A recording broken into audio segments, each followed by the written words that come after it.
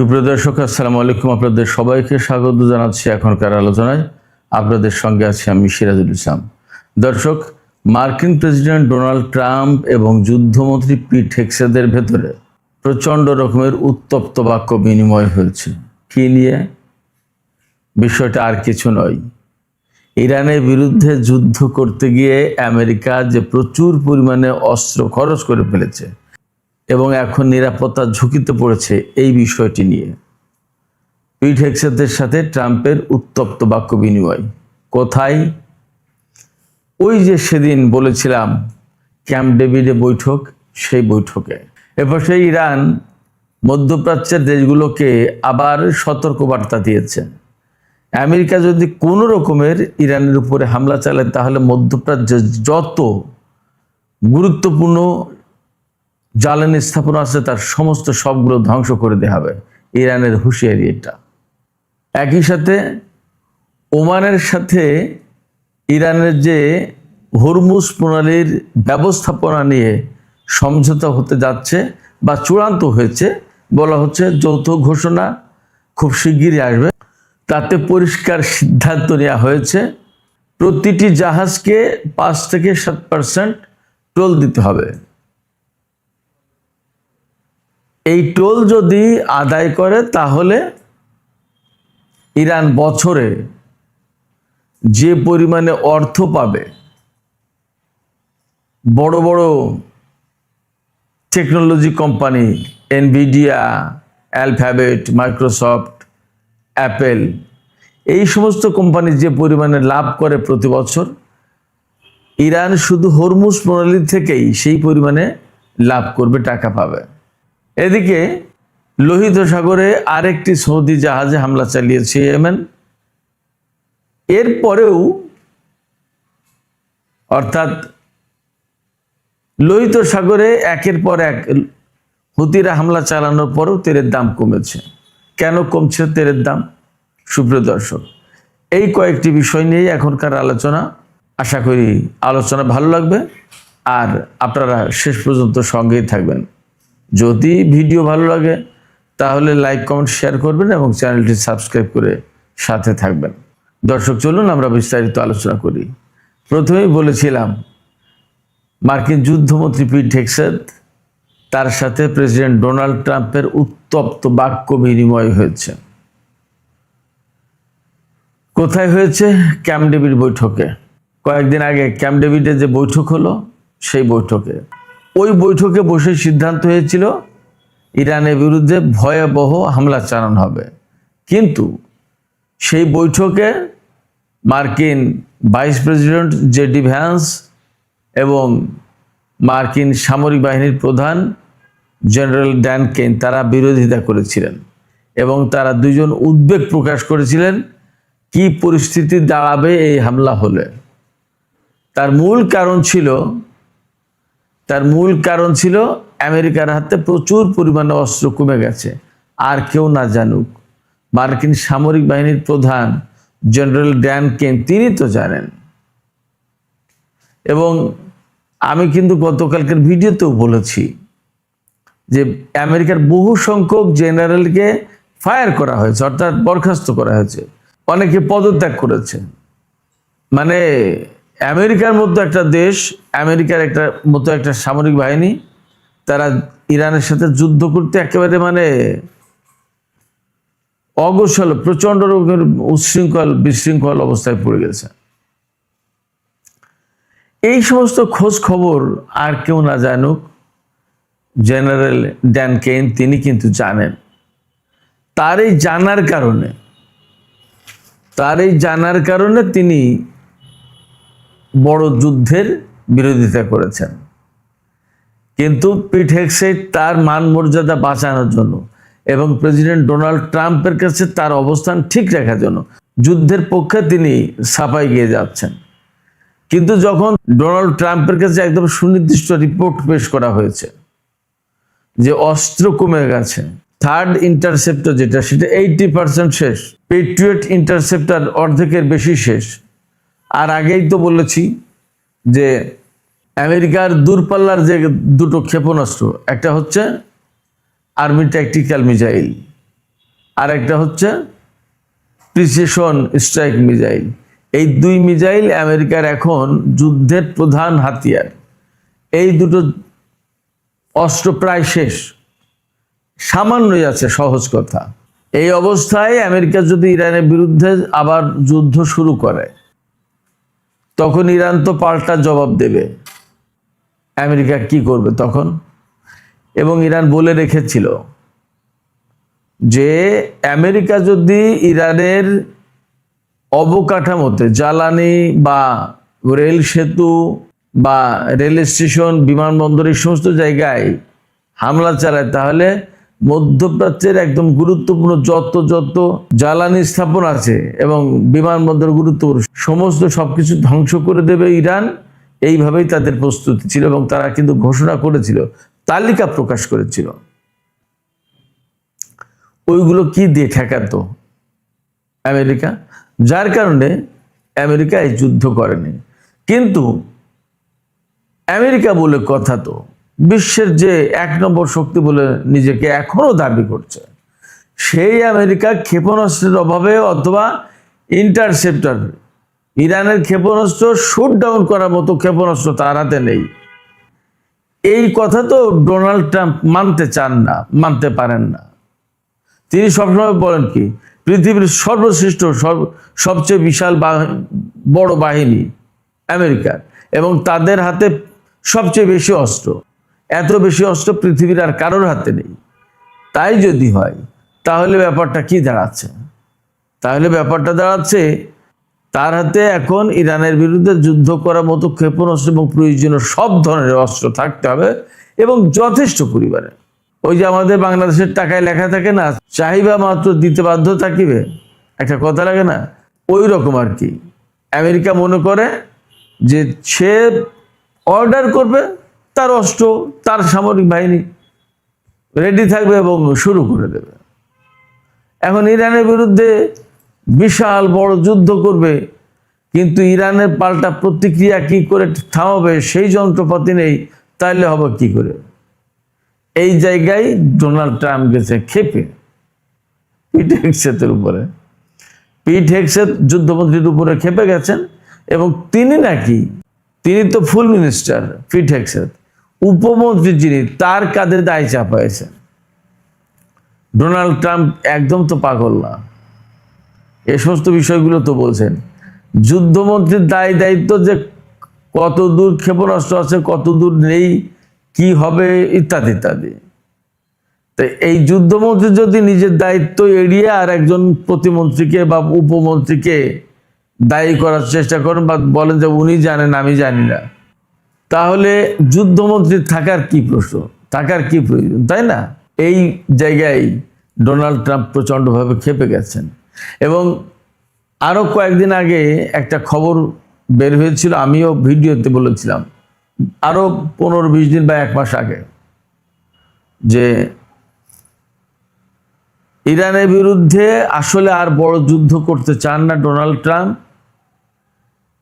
JD Vance এবং সেনাপ্রধান Dan Kane, আর যুদ্ধের পক্ষে ছাপাই গাইছেন পিট হেগসেত, তারপরে মার্কো রুবিও। এরা এটা নিয়ে মার্কিন প্রশাসনের কিন্তু ভেদাভেদ, অর্থাৎ বিভাজন সৃষ্টি হয়েছে, পার্থক্য হয়ে গেছে, আলাদা হয়ে গেছে, ফাটল হয়েছে।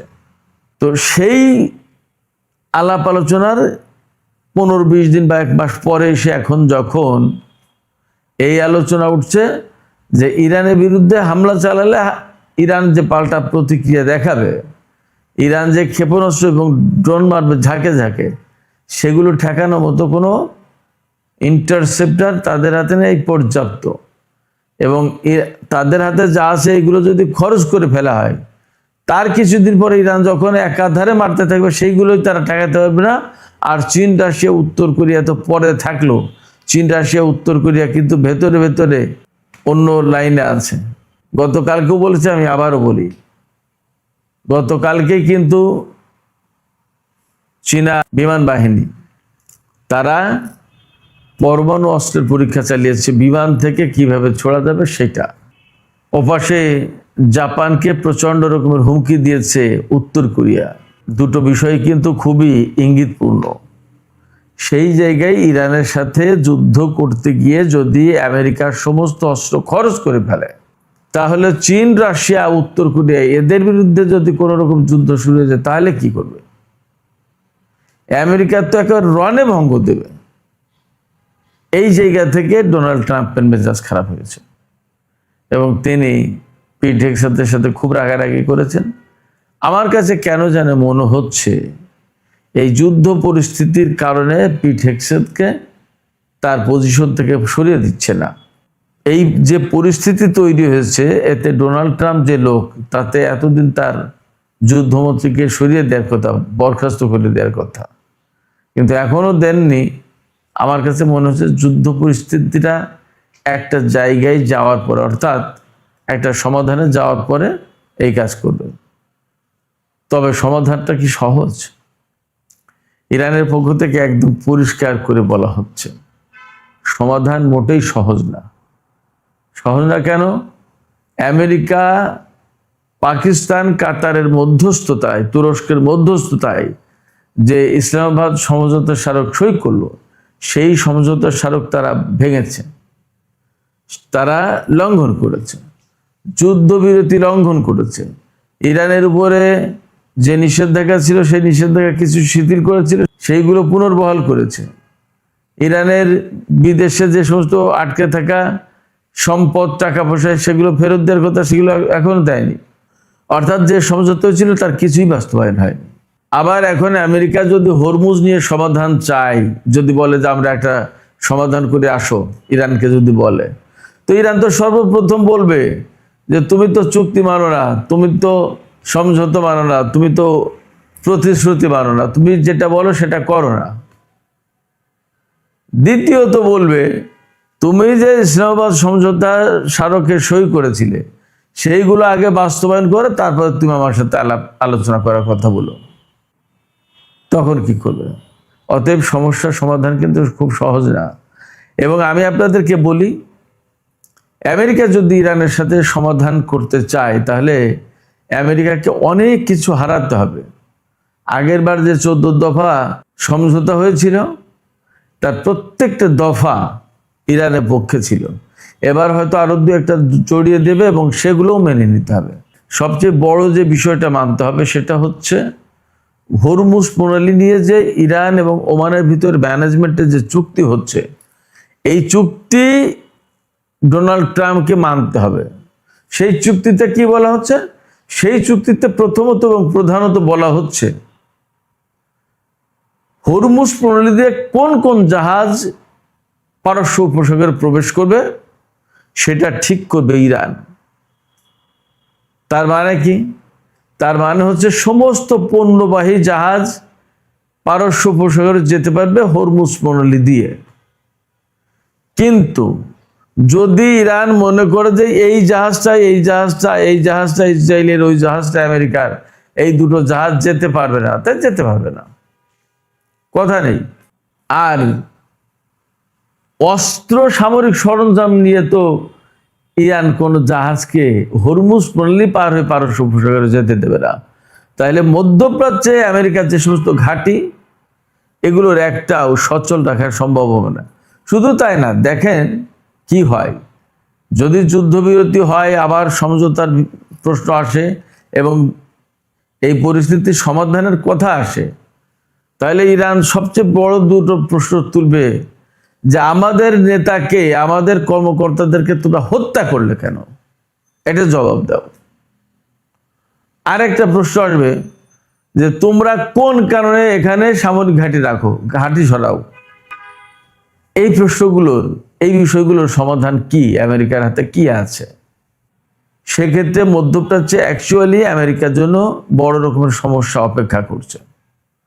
এই সমস্যার সমাধান সে সহজে করতে পারবে না এবং ফাইনালি তাকে এখান থেকে বেশ, আমার কাছে মনে হয়, অনেকটা অপমানজনকভাবে বের হয়ে যেতে হবে।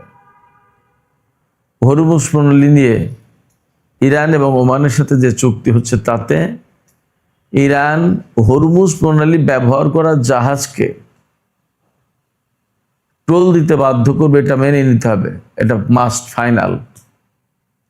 5 থেকে 7%, এখনো মনে হয় ফাইনাল নেই, বা এমন হতে পারে যে কোনো জাহাজের জন্য 5%, কোনো জাহাজের জন্য 7%, পণ্য ভেদে, পণ্যের মূল্য বুঝে টোল দিতে হবে। তো সেই হিসেবে দেখা যাচ্ছে এই যুদ্ধের আগে যে পরিমাণে প্রতিদিন হরমুজ প্রণালী দিয়ে জাহাজ চলাচল করত, সেই হিসাব যদি করা হয় যে সেরকম পরিস্থিতি আবার ফিরে আসবে তো বটেই, তাহলে প্রতিদিন ইরান যে পরিমাণে টোল আদায় করবে সেটা শুনলে মাথা খারাপ হয়ে যাওয়ার মতো অবস্থা। ধরুন একটা জাহাজে 2 মিলিয়ন ব্যারেল তেল যাচ্ছে, সেই জাহাজ থেকে 7% টোল যদি নেওয়া হয়, তাহলে একটা জাহাজ থেকে টোল আসবে $11 মিলিয়ন, $110 কোটি একটা জাহাজ থেকে। এইভাবে যদি আমরা হিসেব করি যে পরিমাণে বছরে জাহাজ চলাচল করে, তাতে প্রতিদিন ইরান হরমুজ প্রণালী থেকে $385 মিলিয়ন টোল আদায় করবে প্রতিদিন। আর এই হিসেবে $100 বিলিয়ন বেশি টোল আসবে প্রায় ইরানের হাতে। এই পরিমাণ টাকা কি পরিমাণে জানেন? আমরা সবাই জানি এনভিডিয়া কি বিরাট বিশাল technology company. Nvidia, Alphabet, Microsoft, Apple, এই সমস্ত কোম্পানি 130-35 বিলিয়ন থেকে $100 বিলিয়ন ভেতরে লাভ করে প্রতি বছর। ইরান প্রতি বছরে হরমুজ প্রণালী থেকে টোল তুলবে $100 বিলিয়ন কাছাকাছি। অর্থাৎ ধরুন মাইক্রোসফট যে পরিমাণে ইনকাম করবে, হরমুজ প্রণালী থেকে ইরান সেই পরিমাণে ইনকাম করবে। এই টোল তুলতে ইরানের কিন্তু খুব খরচ হবে না, একদমই কম। বলা হচ্ছে 97% প্রফিট থাকবে, এবং বলা হচ্ছে যে যে পরিমাণে টোল বছরে আদায় করতে পারবে হরমুজ প্রণালী থেকে ইরান, সেটাই ইরানের টোটাল জিডিপির 1/3, 3/1 প্রায়। ভাবেন একবার, বিপুল অঙ্কের অর্থ। এবং এই শর্ত মেনে নিতে হবে, এই শর্ত ছাড়া ইরান হরমুজ প্রণালী খুলবে না। এই যে হরমুজ প্রণালী থেকে টোল আদায় করবে, এটা সুয়েজ খালের থেকে 15 থেকে 20 গুণ বেশি হবে টোটাল টোল। কারণ সুয়েজ খাল দিয়ে তো অত পরিমাণে জাহাজ যায় না, যত পরিমাণে জাহাজ বের হয় হরমুজ প্রণালী দিয়ে, তত পরিমাণে তেলবাহী জাহাজ সুয়েজ খাল দিয়ে যায় না, কারণ বেশিরভাগ জাহাজ এশিয়ার দিকে যায় হরমুজ প্রণালী থেকে। তো যাই হোক, আমরা আলোচনা করছিলাম সেই ডোনাল্ড ট্রাম্প পিট হেগসেথের দ্বন্দ্ব, সেখান থেকে এই সংকট সমাধান করতে গেলে কি কি হবে সেই প্রসঙ্গগুলো আসলো। ওই দ্বন্দ্বের ব্যাপারে কিছু কথা আছে, সেগুলোও বলতে হবে। এই দ্বন্দ্বের ব্যাপারে যখন খবর প্রচার হয়েছে, ইসরায়েলের গণমাধ্যমে এসেছে, আমেরিকান গণমাধ্যম তো আছেই। তো হোয়াইট হাউসের পক্ষ থেকে বলা হচ্ছে যে এই কথাটা একদম ভুয়া খবর, এটা মিথ্যে কথা। কিন্তু ভুয়া খবর যদি হয়, আমেরিকার যে সমস্ত গুরুত্বপূর্ণ পত্রিকা, তারা তাদের বিশ্বস্ততা ওই দেশের পাঠকদের কাছে কি রাখবে? এটা একটা প্রশ্ন না? সবচেয়ে মজার ব্যাপার, একজন সামরিক কর্মকর্তা এনবিসি নিউজকে বলেছেন যে ইরান যুদ্ধ করতে গিয়ে আমরা হয়তো ট্যাকটিক্যালি কিছু সুবিধা পেয়েছি, কিন্তু বাস্তব কথা হচ্ছে রাজনৈতিক দিক নির্দেশনার অভাবে আমরা স্ট্র্যাটেজিক্যালি পরাজিত হব। তিনি খুব কঠিন করে কথাটা বলেছেন। আমি সহজ করে বলি, সেটা হচ্ছে আমেরিকাকে খুব ন্যাক্কারজনকভাবে, অনেকটা অপমানজনকভাবে মধ্যপ্রাচ্যে পরাজয় বরণ করতে হবে। কারণ এমন একটা শক্তির সাথে লড়াই করতে এসেছে তারা জানতোই না যে এটা একটা ঘুমন্ত বাঘ। পাশাপাশি তারা শুধুমাত্র গায়ের শক্তি নিয়ে, আমেরিকার যে সমস্ত প্রযুক্তি মোকাবেলা করা প্রয়োজন, সেই রকম মোকাবেলা করার প্রযুক্তি হাতে নিয়েই যুদ্ধে নেমেছে ইরান। ফলে এখান থেকে সহজ হবে না। অতএব মধ্যপ্রাচ্যের ঘাঁটি আমেরিকাকে ছাড়তেই হবে, যা পরিস্থিতি। এবং ডোনাল্ড ট্রাম্প যতই বলুক যে খুব ভালোভাবে এগোচ্ছে আলোচনা, একটা চুক্তি হয়ে যাবে, চুক্তি না করলে বিরাট বড় রকমের আঘাত করব, এ সমস্ত যত কথাই বলুক, ইরান যেভাবে আগাচ্ছে সেইভাবেই আগাতে হবে, এর বাইরে লাভ হবে না। এবং এর বাইরে লাভ করতে গেলে আমেরিকার সেনা ঘাঁটি এবং মধ্যপ্রাচ্যের যত গুরুত্বপূর্ণ ইনফ্রাস্ট্রাকচার সব ধ্বংস হয়ে যাবে। এই ঝুঁকি অন্তত পারস্য উপসাগরীয় আরব দেশগুলো নেবে না। ফলে মধ্যপ্রাচ্যে পরিস্থিতি কোনো মতেই আমেরিকার অনুকূলে, আমেরিকার পক্ষে থাকবে না। শুধু তাই না, আরও অনেক কিছু এই অঞ্চলে পাল্টানো শুরু হয়েছে। আমি আশা করছি সেটা নিয়ে আজ রাতের ভিডিওতে আলোচনা করব। তো দর্শক, এখনকার আলোচনা এখানে শেষ করতে চাইছি। শেষের আগে একটুখানি ছোট্ট করে বলি যে লোহিত সাগরে ইয়েমেনের হুতিরা কিন্তু সৌদি আরবের আরেকটি তেল ট্যাঙ্কারে হামলা চালিয়েছে। তবে দুটো পাকিস্তানি তেল ট্যাঙ্কারকে তারা বাবাল মানদেব প্রণালী পার হতে দিয়েছে। আমি গতকালকেই বলেছিলাম পাকিস্তান এবং চীনের জাহাজকে অ্যালাউ করছে তারা। তো এই যে একের পর এক হামলা চালাচ্ছে হুতিরা, তারপরেও আন্তর্জাতিক বাজারে তেলের দাম কমে আছে। ব্রেন্ট ক্রুড বিক্রি হচ্ছে $79 সামথিং সেন্ট, আর ওয়েস্ট টেক্সাস ইন্টারমিডিয়েট বিক্রি হচ্ছে $74 নিচে, $71 বা $72। তার মানে বেশ খানিকটা কমেছে। কিন্তু কেন কমছে এই কারণে, ওই যে হরমুজ নিয়ে বারবার ডোনাল্ড ট্রাম্প আশাবাদ দেখাচ্ছে যে একটা ভালো চুক্তি হবে, ভালো আলোচনা হচ্ছে, খুব সুন্দরভাবে এগিয়ে যাচ্ছে। এই সমস্ত কারণে আজকে কিন্তু বৃহস্পতিবার, সপ্তাহের শেষ দিনগুলো বেশ ক্রিটিক্যাল থেকে, দেখা যাক কি হয়। তো সুপ্রিয় দর্শক, এখনকার আলোচনা এখানে শেষ করতে চাইছি। যাওয়ার আগে আমি আপনাদের কাছে আপনাদের মতামত জানতে চাই যে হরমুজ প্রণালীতে এই যে টোল আদায়ের সিস্টেম করতে যাচ্ছে ইরান, আমেরিকা তো অবশ্যই বাধা দেবে, কিন্তু শেষ পর্যন্ত ইরান কি এই টোল কার্যকর করতে পারবে? আপনাদের কি মনে হয়? মতামত জানিয়ে কমেন্টে লিখুন। আর ভিডিও ভালো লাগলে আবারও বলি, লাইক, কমেন্ট, শেয়ার করবেন এবং চ্যানেলটি সাবস্ক্রাইব করে সাথেই থাকবেন। দর্শক, এখনকার আলোচনা এখানে শেষ করতে চাইছি। আপনারা সবাই অনেক অনেক ভালো থাকুন। আল্লাহ হাফেজ।